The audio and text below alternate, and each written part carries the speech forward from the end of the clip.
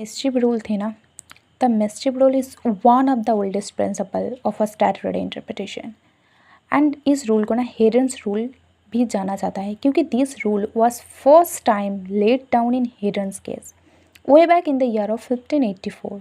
तब से mischief rule is commonly known as Heydon's rule. It is also refer to as purposive construction because a mischief rule ना एम्फासिस करती है हमेशा purpose and object of the statute पर, याद रखना।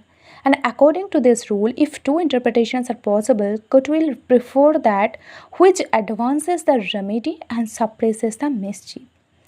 अब सोचो ऐसा कोई लॉ आ गया है और उस लॉ का पर्पस समझ में नहीं आ रहा है, तब मिस्चिफ रूल को ना अप्लाई किया जाता है। इस स्टैट्यूट का पर्पस क्या है, इस स्टैट्यूट का ऑब्जेक्ट क्या है, इसको समझने के लिए। और इसको समझने के लिए ना पहला 4 क्वेश्चंस को डिटरमाइन करने की ज़रूरत होती है।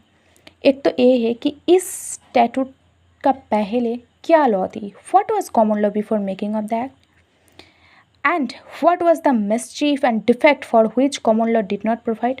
और ऐसा क्या मिसचीफ थी, डिफेक्ट थी जो कि पिछले बड़ा कॉमन लॉ प्रोवाइड ही नहीं किया था। And what remedy parliament has resolve to cure the disease, और पार्लियामेंट ने ये डिजीज़ को क्योर करने के लिए क्या रेमेडी रिजॉल्व किया है, एज वेल एज इस रेमेडी का ट्रू रीज़न क्या है। ये 4 क्वेश्चन को डिटरमाइन करने की ज़रूरत पड़ती है। उसके बाद जजेस shall always to make such construction as shall suppress the mischief and advance the remedy.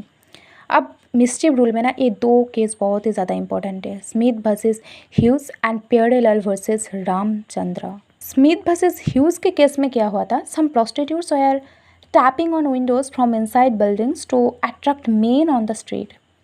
अब लॉ ने ये बोला था कि अगर ये सारी चीज़ ऑन द स्ट्रीट होता है तो ये फॉरबिडन है। अब टेक्निकली देखा जाए तो they are not on the street as the law stated, but the court use the mischief rule और बोला कि आप इस लॉ का पर्पस समझो, इस लॉ का रियल पर्पस ही थी to stop street solicitation in any form, and the women are still soliciting people in the street just from a different location, so they are found guilty.